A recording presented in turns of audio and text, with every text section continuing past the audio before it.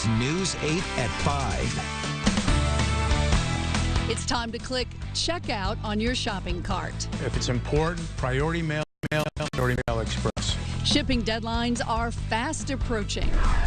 It's an excitement in downtown Waterbury that hasn't been felt in quite a long time. A school celebration, the new addition to the Brass City. Insert it up to your freezer's ends word, and that's all you really have to do to save a life. A freebie in Norwich could save lives. The technique some local business workers are now learning. News 8 at 5 starts now. First, some breaking news. A large police presence in West Hartford where 3 people have been taken to the hospital. Yeah, it's happening right now on Stoner Drive. The road is closed there right now. News 8's Bob Wilson live from the scene. Bob, what do we know so far? Well, at this very minute, the state's attorney's office, we saw 3 people go underneath the tape. They have major crimes on the scene right now as they kind of investigate what seems to be 3 people injured. And a neighbor told me that just after 3 o'clock, they heard screaming and yelling, and they looked down. Another neighbor told me they were looking down to the garage, and they saw a pretty graphic scene down there. 1 person unconscious, 1 person in handcuffs sitting by the side. Police do confirm they do have 1 person in custody. But right now, police still trying to sort this all out as the state's attorney's office is on scene. And one thing we can tell you here is that there is no danger to the neighborhood. They said at this point, they kind of have it figured out. They say there's no danger. They do have somebody in custody, but it is the holidays, and with domestic violence around the holidays, police say it's very, very difficult, especially in the neighborhoods where, you know, everybody knows everybody. We have a lot of neighbors out here, and they're all wondering what's going on. So we will keep you up to date as the State Attorney's Office continues to investigate along with major crimes to figure out exactly what happened here. I'm Bob Wilson, reporting live in West Hartford, News 8. All right, Bob, thanks. We will continue to follow that breaking story for you on air and on the free News 8 app. And now a quick check on the roads out there, too. Here's a live look along I-84 in Hartford. You see traffic about normal for this time of the evening. That's good. Now let's see what the weather is. Storm Team 8 meteorologist Joe Fury is here. Joe. Hi, and Darren. Hi, everybody. We're talking about a strong gusty wind now as a little polar punch is coming on in. If you're heading on out to the Fantasy of Lights, Lighthouse Point Park in New Haven, gusty wind, temperatures 30s, going to feel like the 20s. And if, yeah, look at this, up in Mohawk, heading down the slopes, some flurries are going by now. There they are, coming down from the Great Lakes. So a couple of flakes in the air in a few spots as we go on through this evening. Otherwise, it's all about the wind and the cold. Winds are gusting right now. Look at that, 32 miles per hour at New London, 24 at Bridgeport, 20 at Willimantic. So may hear the wind tonight. Temperatures at the moment are not that bad. 41 Hartford, 44 in New Haven. But you throw the wind in there, and you can see it feels a little bit colder. So the idea is that temperatures tonight drop back into the 20s. That wind is with us all night long. So out the door tomorrow morning with wind chills single digits teens. 34 at the shore tomorrow. It's a nice, bright, sunny day, but it's a windy, cold day, and some inland towns may not get to the freezing mark. Look at where we're going. Way up. And we're talking about a big storm at the end of the week, too, in the 8-day forecast coming up.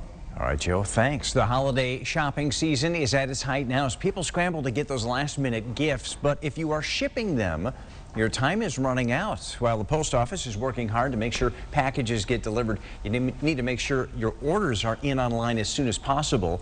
News 8's Mario Boone is here now. Mario, what did you learn about this today? Well, Darren, today and this week, actually, one of the biggest weeks for shipping. You can see here, this is Amazon. They are in full swing, and we expect the same from the post office. And 2 services you want to pay very close attention to get your items shipped on time, and that is Priority Mail and Express Mail. The pressure is on for folks like Colin Newman. I'm hoping it'll get there in time. It has to go out of state. Scrambling to beat 2 key shipping deadlines by the Postal Service for Christmas packages. December 20th for First Class and Priority Mail, and December 22nd for Priority Express. Shipping to Georgia. Okay. Yeah, so hopefully it'll get there. I'm trying to get it there before the deadline, before Christmas Eve, hopefully. We caught up with Sarita Morell and Newman outside the Kennelly Post Office branch in Hartford, where just as fast as parking spaces emptied, they were taken again. Today alone in this district here, we're going to see about 1 million package deliveries out there, and we anticipate another 85 to 90,000 packages across our retail counter. David Mastriani runs the Postal Service for the entire state.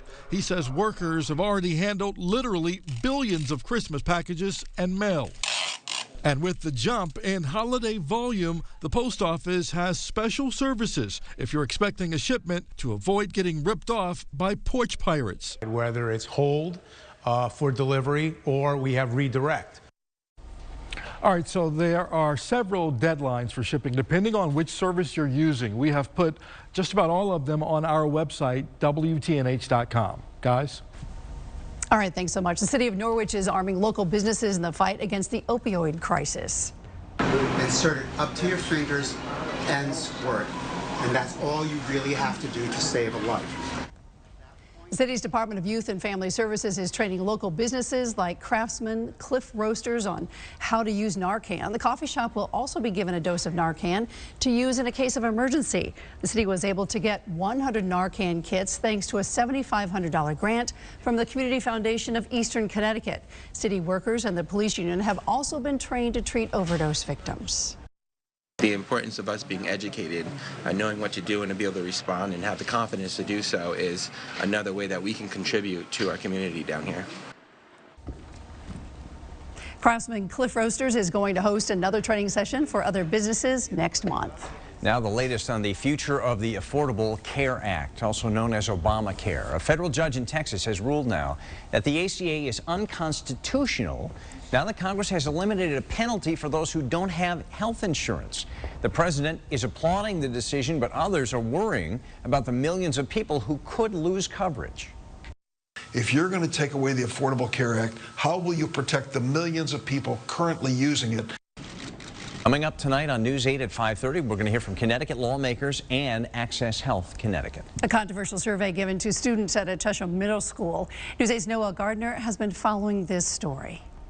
Some Cheshire parents say their children were asked to fill out a survey they feel was age inappropriate, dealing with sexuality, suicide, and drugs. I'm Noelle Gardner. I talked to parents and students. I'll have that story coming up at 6. Big celebration underway in Waterbury as Post University makes a big move.